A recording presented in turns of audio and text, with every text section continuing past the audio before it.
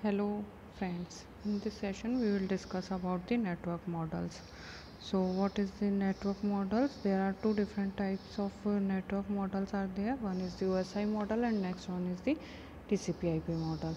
So a network is a combination of hardware and software that sends the data from one location to another location. So whenever there is a need to send some type of a data from one node to the another node, then there is an requirement of networks. So as we see in today's life, the huge amount of internet and network facilities are used by each and every user, and the in which the network is consist with the hardware and software equipments.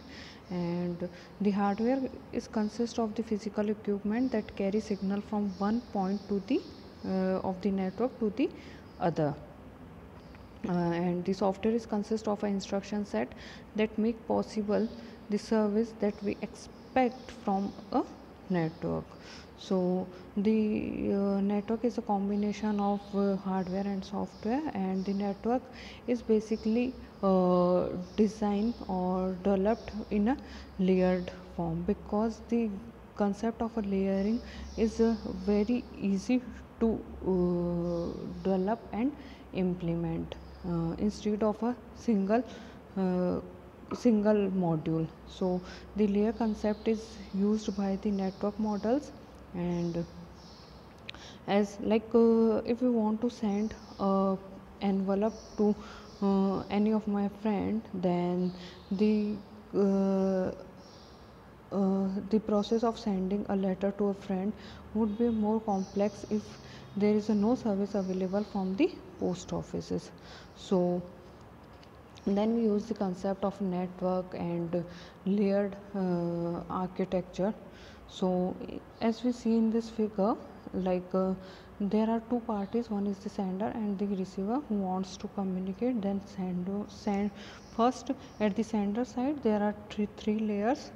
First is the higher layer, then middle layer, and then lower layer. So at the higher layer, the sender writes the letter, insert it into the envelope, and write the sender and the receiver address and drop it into their mailbox. And at the middle layer, the letter is picked up by the letter carrier and delivered it to the post office. And at the lower layer, the letter is sorted at the post office and a courier transport the letter. So at on the way, the letter is moved from the sender to the receiver, and using any kind of facility like transport facility, truck, train, aeroplane, boat, etc.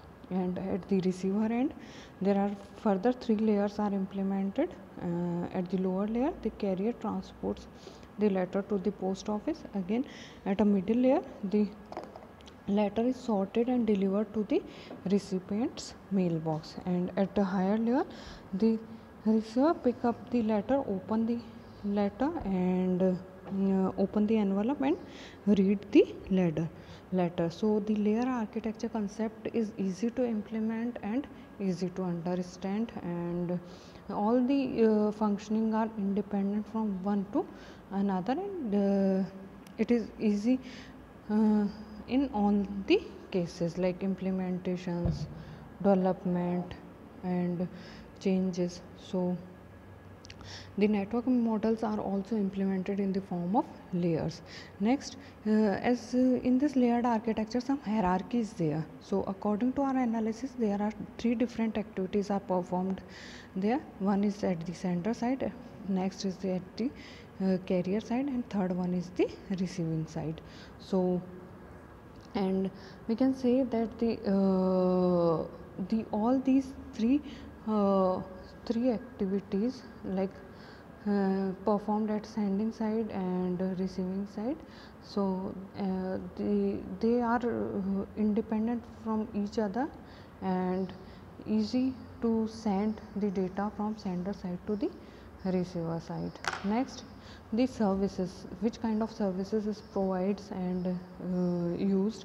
So each layer at the sending side uses the services of the layer immediately below it, and the sender at the higher level uses the services of the middle layer, and the middle layer uses the services of the lower layer. So and the lower layer uses the services of the carrier. So all the layers having some provide some services, and these services is uses the services which are provided by the lower layer, just immediate lower layer, and the other lower layers.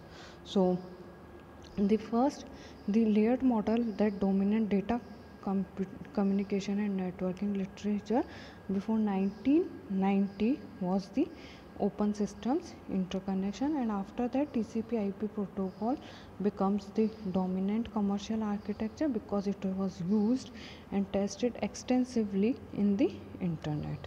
Now first we will discuss the OSI model.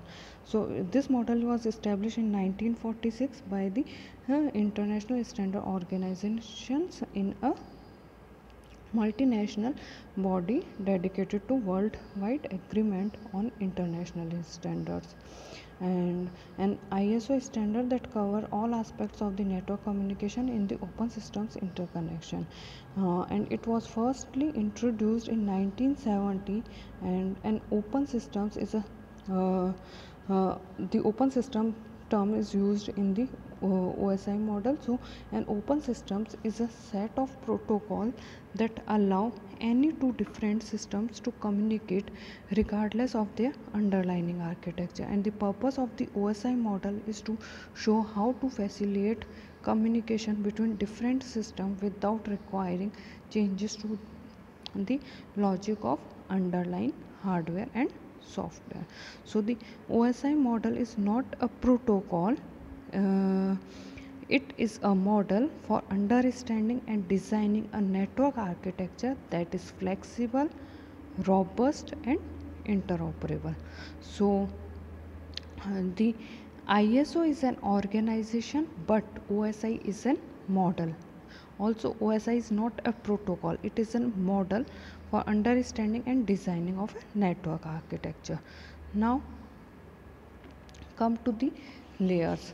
The OSI model is having the 7 layers which are ordered, in which first layer is the physical layer, then next is the data link layer, and third one is the network layer, fourth one is the transport layer, fifth one session layer, then sixth one is the presentation layer, and then seventh is the application layer. All these layers are ordered and perform certain tasks for transmission of the data.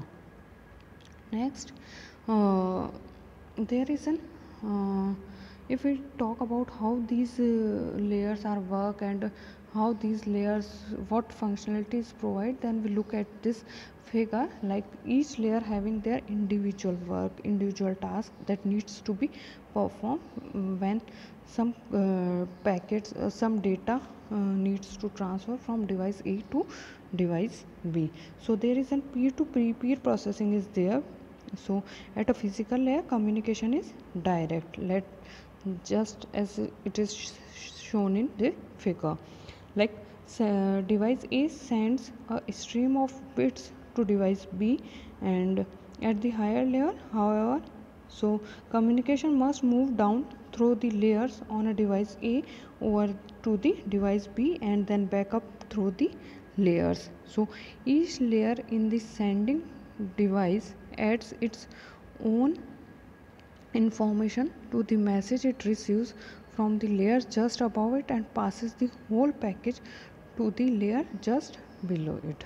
So in this figure we also see that interfaces are also there, like 2 to 1 interface, 3 to 1 interface. Like 2 to 1 means layer 2 which is connected with the layer 1, and there is an interface 2 to 1 interface, and same as data link, above the data link layer 3 to 1 interface is there because third layer is connected with the second layer. So the what interface is doing, the passing of data and network information down through the layers of the sending device and back up through the layers of the receiving device is made possible by the interface between each pair of adjacent layers. So interface always work between the adjacent layers for passing and processing the information, for passing the information from the above layer to the lower layer or to the lower layer to above layer. And now the organizations of layer, all these layers are further combined into the sub layers. Like the 7 layers can be thought to as belong to the 3 subgroups, like layer 1, 2, 3, which are physical, data link layer and network layer, are the network support layers. So because these layers directly deal with the physical aspect of moving data from one device to the another device, whereas layer 5, 6 and 7, which are session, presentation and application layer, can be thought of as the user support layer, because these layers allow interoperability among unrelated software systems, whereas the layer 4, which is a transport layer, link the two subgroups and ensure that what the lower layer have transmitted is in a form of the upper layer can use. So this is all about how the data is passes from the one layer to another layer, and which and how interfaces work in between them. Now at each layer, like in this figure, how the data is exchanged, like at each layer some header portion is appended to the data which is generated at this layer.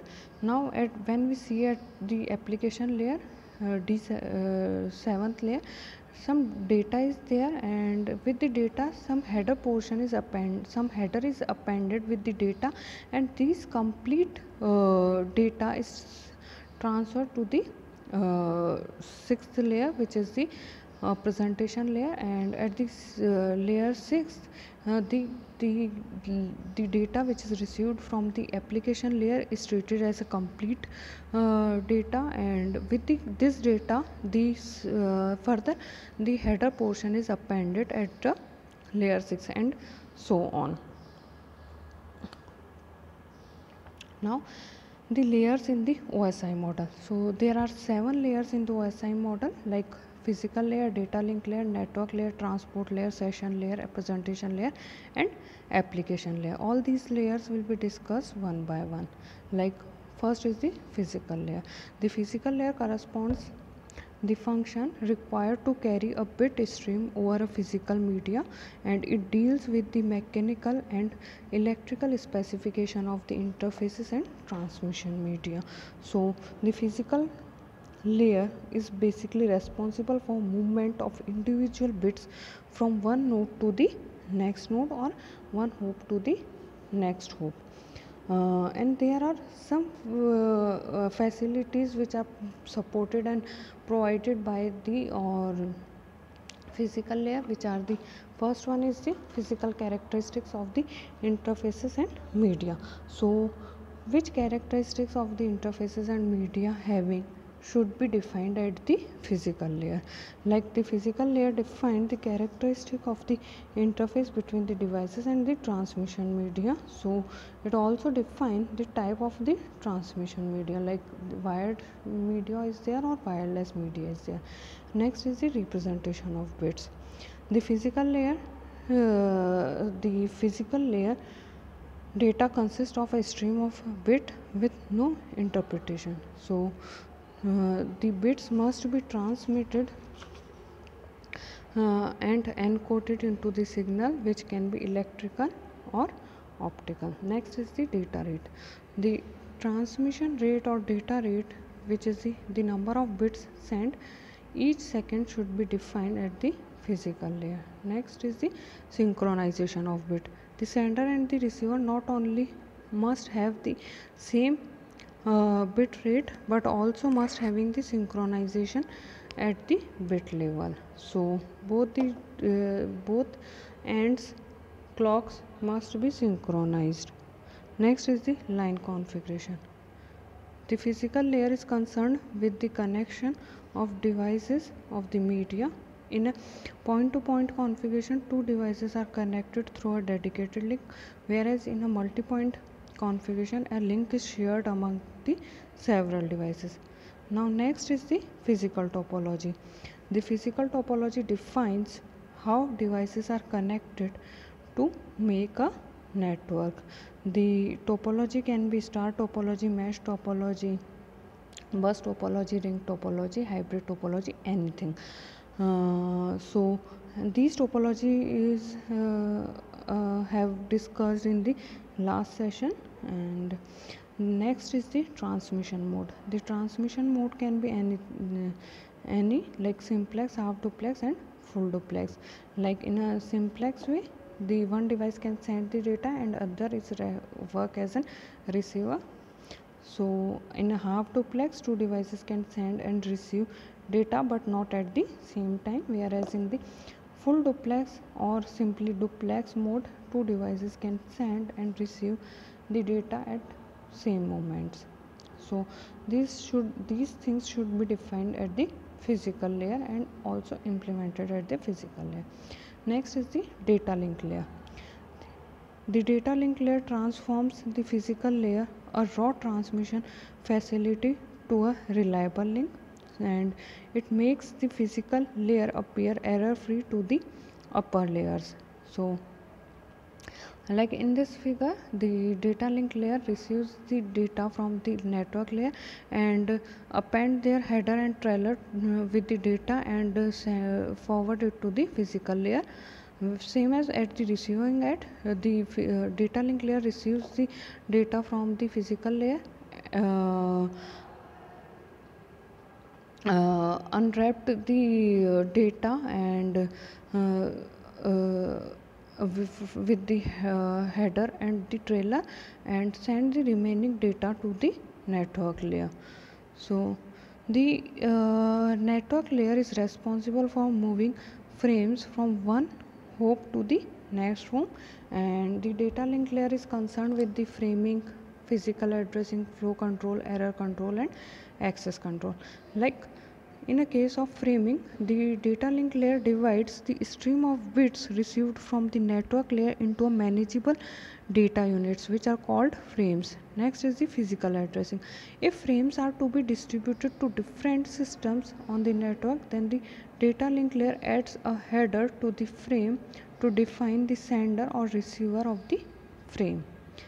Next is the flow control. If the rate at which the data are absorbed by the receiver is less than the rate at which the data are produced by the sender, then the data link layer imposes a flow control mechanism to avoid overwhelming of the receiver. Next is the error control. The data link layer adds reliability to the physical layer by adding mechanism to detect and retransmit damaged or lost frames. So error control is normally achieved through trailer added to the end of the frame, as we have seen in the last figure. Next is the access control. When two or more devices are connected to the same link, then data link layer protocol are necessary to determine which device has control over the link at any given time.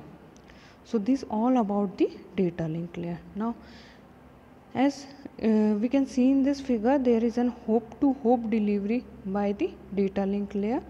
Hop to hop means the intermediate systems are also the considered as an hop. So the responsibility of the data link layer is to transmit the data from one hop to the another hop. So this is also seen in this figure, like end device and system transmit the data over the network, and it is accepted by the intermediate system, and further it processed at the data link layer and physical layer, and transmitted again at the transmission media. So this is all until it is received at the end system. So it shows that how the systems are work. Like A sends the data to the B sends the data to the C and D, and C and D further sends the data to the D and F node. Now next is the network layer. Okay, next is the network layer. The network layer is responsible for the source to destination delivery of packet, which is possible across multiple networks or links. So whereas the data link layer is oversees the delivery of packet between two systems of the that may be at the same network, and the network layer ensures that each packet gets from its point of origin to the final destination. So there is a difference between the data link layer and the network layer. That network layer is responsible for delivery of a data from source to destination system, whereas data link layer is responsible for delivering of a packet from one node to the another node.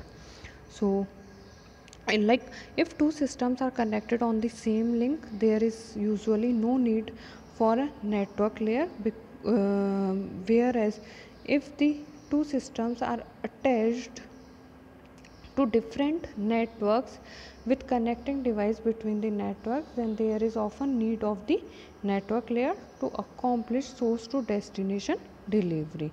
So like in this figure, the at the network layer the data is received from the transport layer, is treated as a complete data unit, and with the data unit the header portion at the network layer is appended, and then it is forwarded to the data link layer, and at the receiving end the data which is at the data link layer is forwarded to the network layer, and at the network layer the packet the data unit is unwrapped, and in this data unit the only network layer important data is transport layer data unit is forwarded to the transport layer, and header portion is unwrapped at a network layer, which was appended at the by the header by the network layer at the sender side.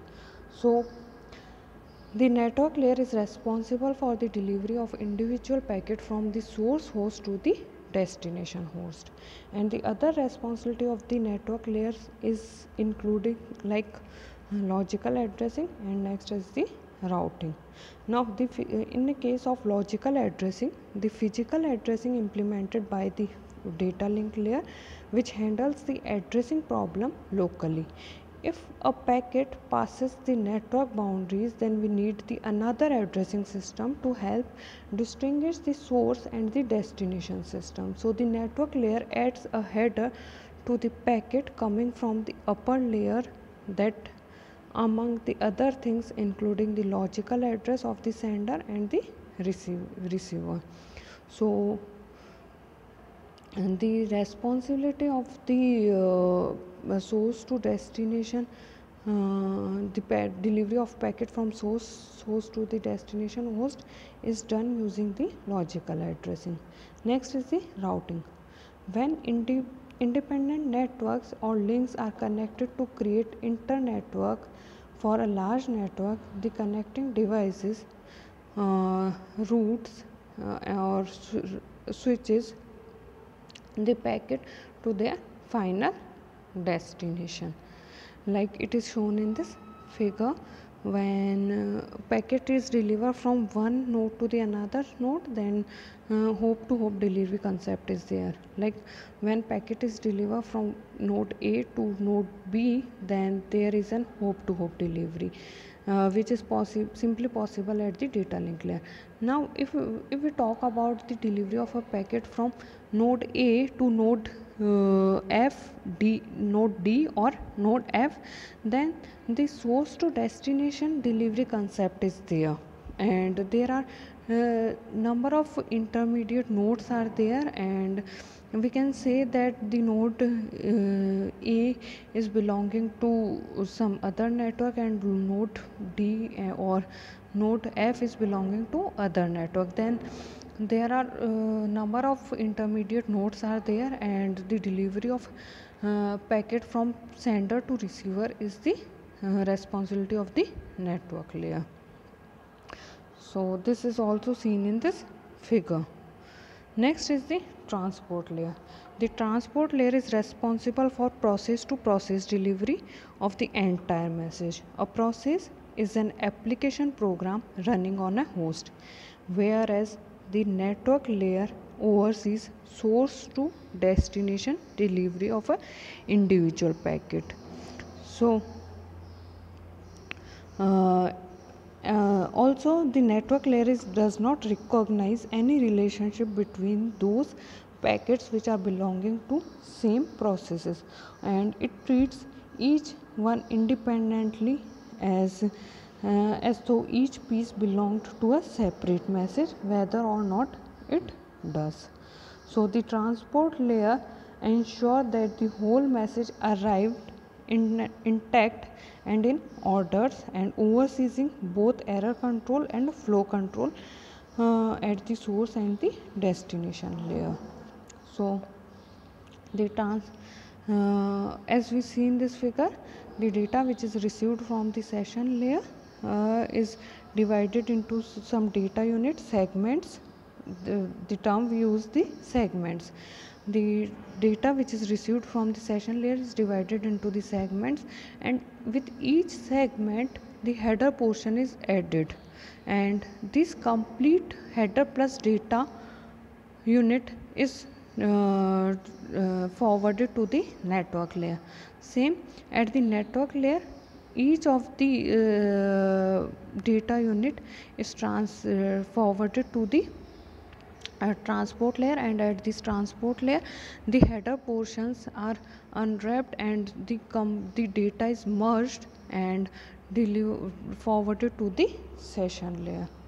Now the transport layer is basically responsible for the delivery of a message from one process to the another process, and the other responsibility of the transport layer is the service point addressing, segmentation and reassembly, connection control, flow control and error control. Now in case of service point addressing, like computers often run several programs at the same time. So like source to destination delivery means delivery not only from one computer to the next, but also from specific process on one computer to a specific process on the other. So the transport layer header must therefore includes a type of address which is called service point address or port address in the data unit. So the network layer gets each packet to the correct computer, and the transport layer gets the entire message to the correct process on that destination system. Next is the segmentation and reassembly. A message is divided into transmittable segments, with each segments containing a sequence number. So the large these numbers, the segment number, enable the transport layer to reassemble the message correctly when the packets are or when the data units are received at the destination. Next is the connection control. The transport layer can be either connectionless or connection oriented.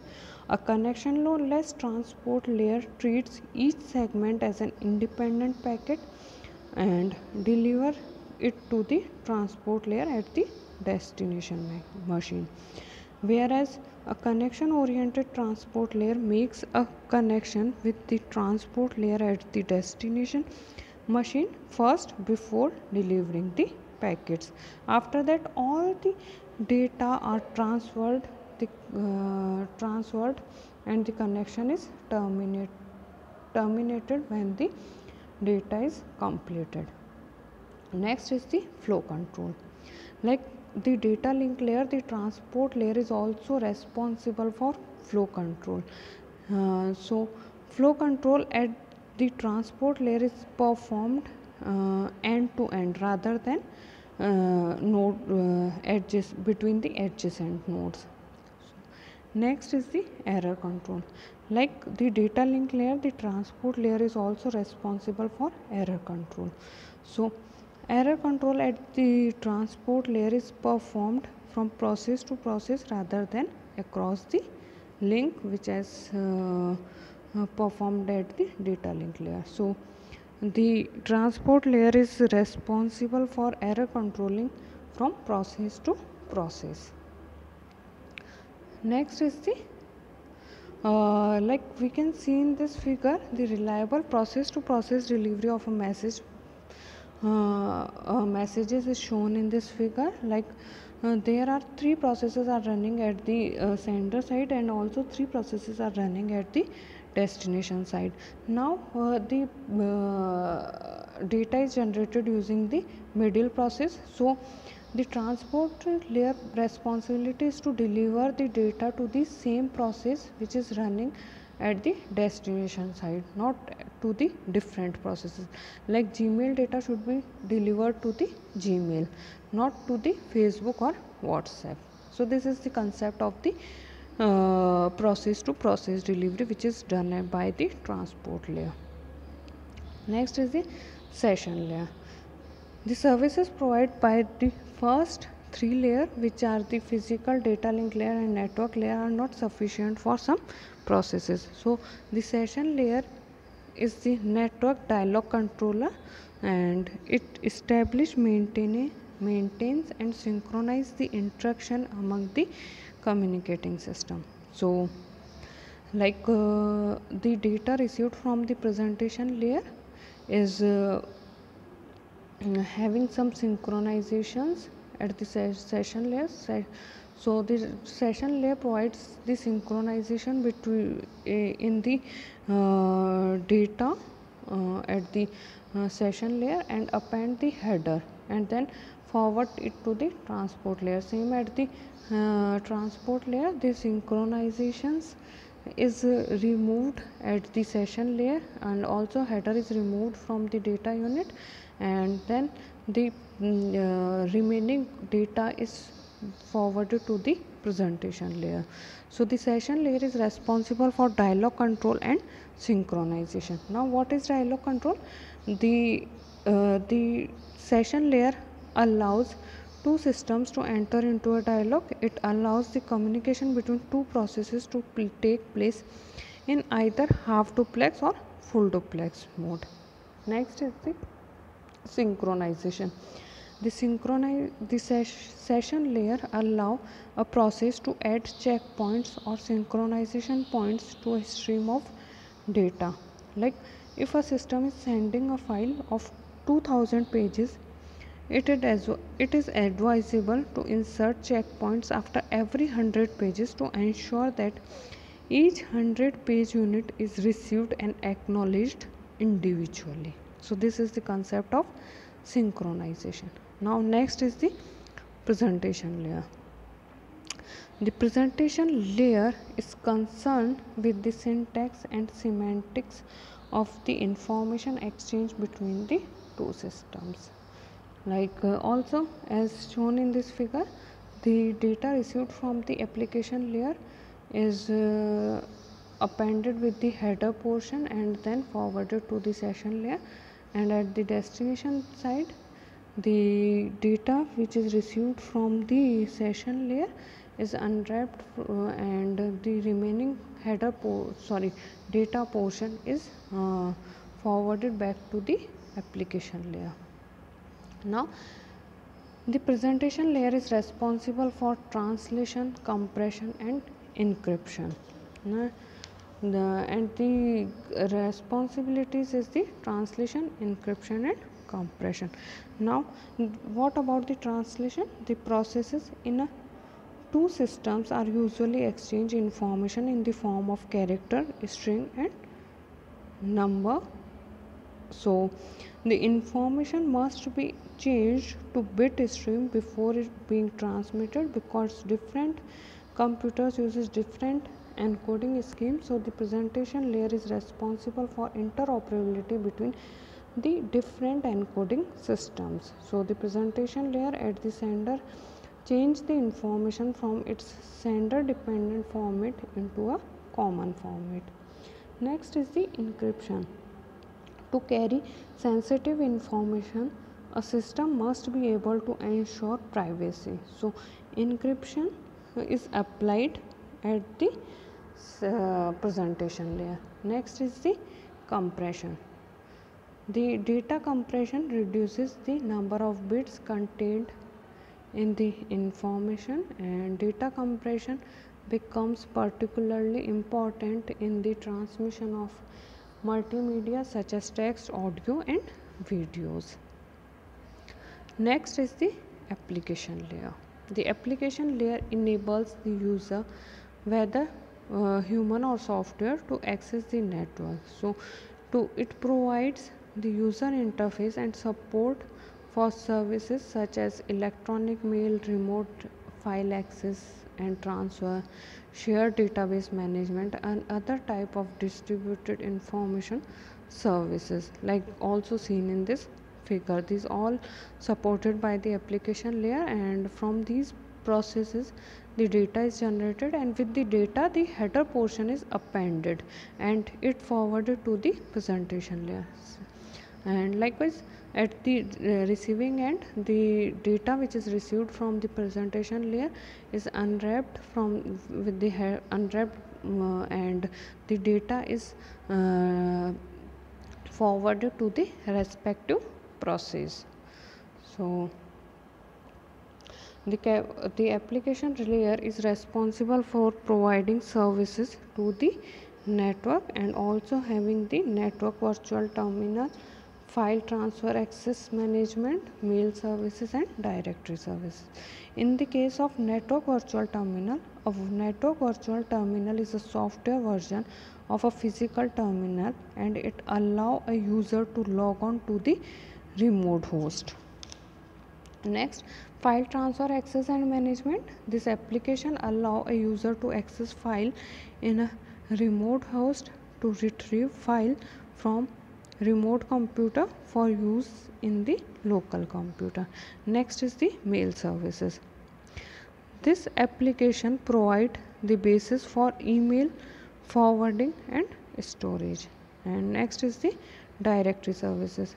This application provides distributed database sources and access for global information about various objects and services.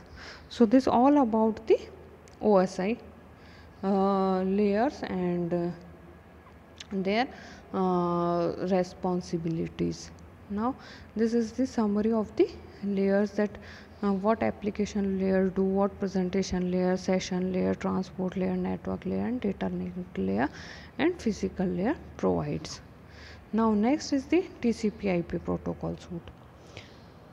The TCP/IP protocol was developed prior to the OSI model. So the layers in the TCP/IP protocol do not exactly match with those in the OSI model. Like TCP/IP protocol is made of 5 layers.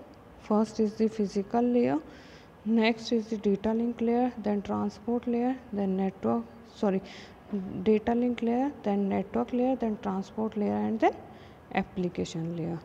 So in this layers, the first 4 layers provide the physical standards, network interfaces, inter-networking and transport functions that corresponds to the first 4 layer of the OSI model, whereas the 3 topmost layer in the OSI model are represented in the TCP/IP by a single layer which is called the application layer, as it is shown in this figure.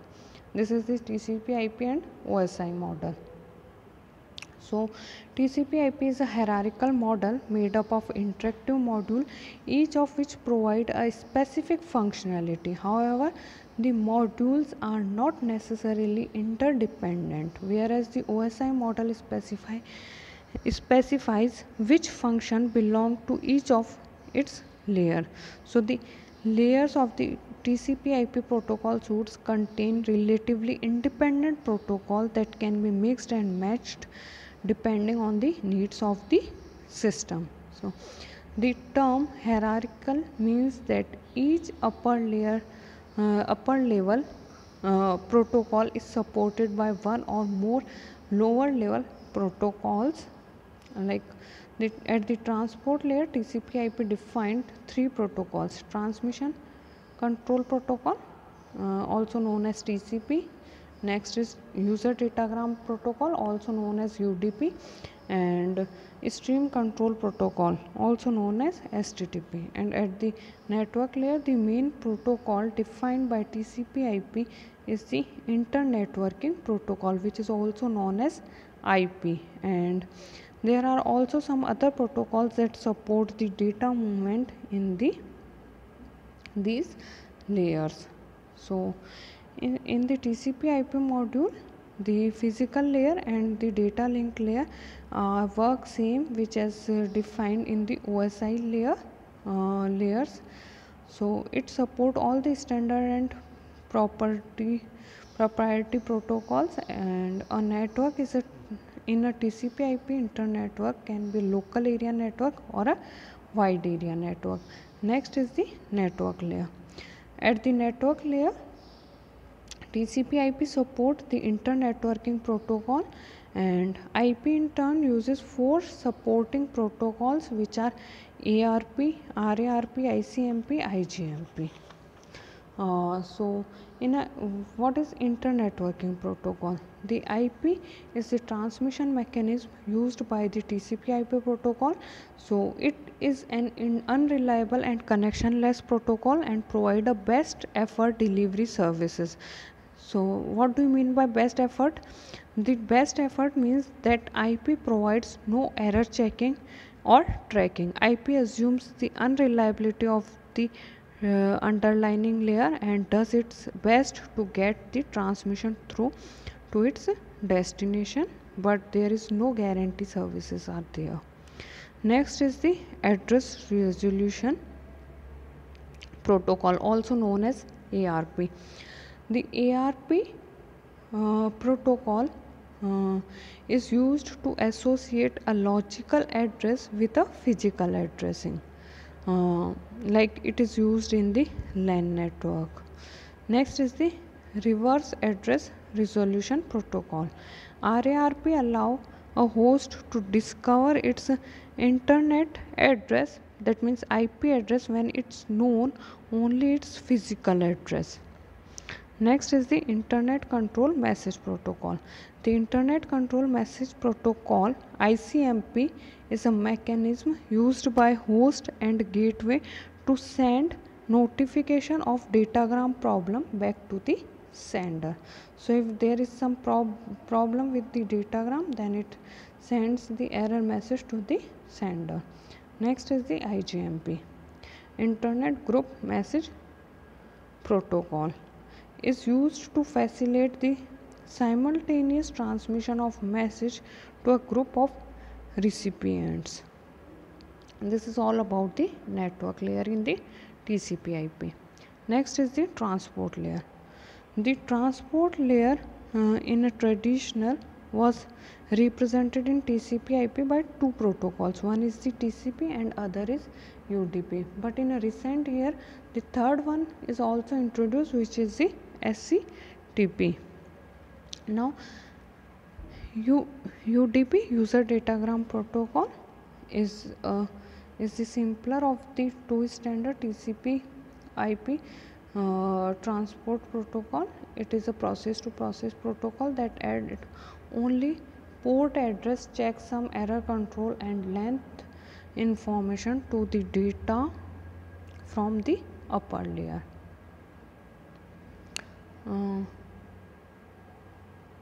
Next is the transmission control protocol. The TCP provide full transport layer services to the application. The TCP is reliable stream transport protocol. The term stream is used in the context, means connection oriented is there.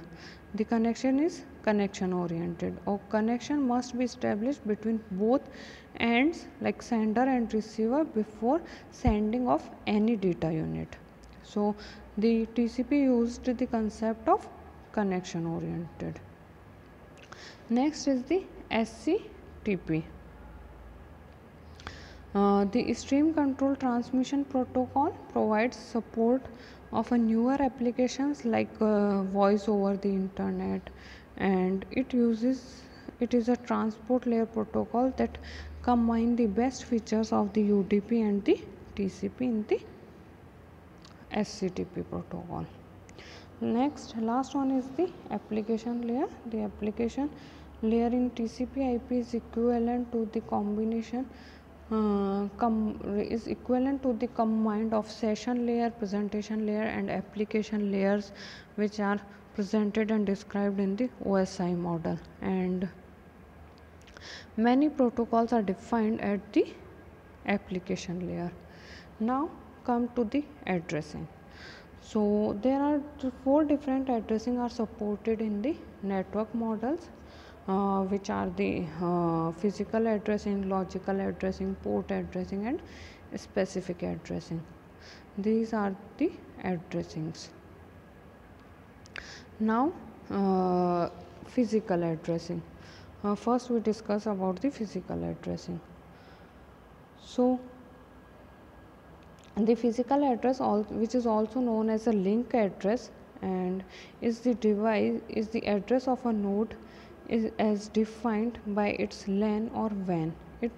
It is included in the frame used by the data link layer, and it is the lowest level addressing. So in this figure we see that the physical address is defined at the data link layer, and it is an underlying physical network address, so physical address of the device. So the physical address have authority over the network. The size and format of these address vary depend on the network.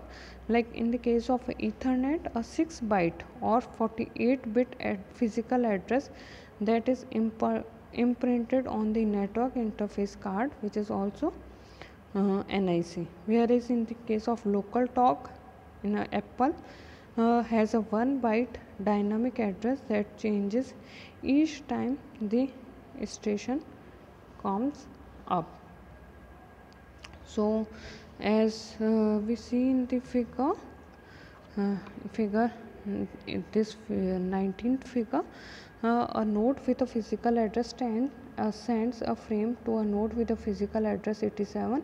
The two nodes are connected by a link. As the figure shows, the computer with physical address 10 is the sender and the computer with physical address 87 is the receiver. Also see in this figure, the sender having the physical address 10 append their address and also appends the destination address. So when the physical address having 28, the device which is having the physical address 28 sees that the destination address of the which is included in the packet is 87, then it not received the packet and just the packet is dropped. Next, the physical address having 53, the device dropped the packet, and when the packet is received at the device having the physical address 87 sees the packet and see that the packet is having the physical address same of the receiving end, so it is received by the receiver. So this is the scenario of how the physical addressing is work. Next, like we will see in the coming sessions, the most local area network uses a 48 bit, that means 6 byte physical address written as a 12 hexadecimal digits, and every byte, that means 2 hexadecimal digits, is separated by a colon as shown in this figure, and this is an representation of physical address. Now next, Next figure. In this figure shows a part of an internet with two routers connected 3 lanes. Each device has a pair of address for each connection. So in this case, each computer is connected to only one link and therefore has only one pair of address, and each router however is connected to 3 networks, so each router has a 3 pair of address, one for each connection. So in this figure, like if we talk about the router 1, then it is having the 4 address 20 F20 T99 X44, and if device A wants having the address 10 wants to send data with the device having the sends the data to the nearest device which is having the address 20, so 10 and 20 is appended in the packet and send it to the next device having the address 20. Now when the router is received the data, then it moves the data to the LAN 2, then it sees that the network and the address of the next device is 33 and the device and the address of the interface is 99 at the router 1, so it append both the address 33 and 99 and so on. Now let us see this figure. Now figure 21 shows two computers which are connecting via the internet. The sending computer is running 3 processes at this time with port address ABC. The receiving computer is running 2 processes at this time with port address J and K. Now process A in the sending computers needs to communicate with process J in the receiving computer, so that the physical address change from hop to hop, logical and port address remain the same from source to destination. Now process A at sender side wants to communicate with process J. Now at a sender side the process address, or we can say port address of A, process A and J is appended, so A and J is appended at the transport layer and it sends to the receiver, and receiver sees that the port address is J. Now it delivers the data to the process J. So we can say that the physical address will change from hop to hop, but the logical address usually remains the same as we have seen in the figure. Now in next coming sections we will see that a port address is a 16-bit address represented by one complete decimal number like 753, and if we convert it into the 6-bit addressing, then it will be represented into the 16-bit port address. So the physical address change from hop to hop, but the logical addressing and the port addressing usually remain the same. So this all about the addressing and how the addressing are work and how the addressing are identify the system in within a LAN and outside the LAN, and how the port address is used when we want to deliver the data from one process to another process.